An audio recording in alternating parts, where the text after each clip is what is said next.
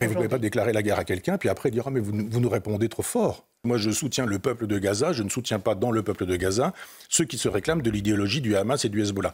Je suis allé dans des territoires occupés, je suis allé en Israël, etc. Et j'ai vu cette espèce de jérémiade permanente de la part des Palestiniens qui nous disent « On n'a rien, on ne peut pas acheter des violons pour que nos petites filles puissent apprendre à jouer du violon, etc. etc. On est miséreux, on n'a pas de crayon, on n'a pas de crayon, on n'a pas de crayon. » Quand Israël s'est retiré de la bande de Gaza, qu'ont fait les Palestiniens du Hamas?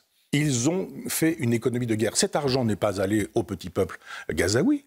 Cet argent, il est allé pour fabriquer les infrastructures qui ont rendu possible le 7 octobre.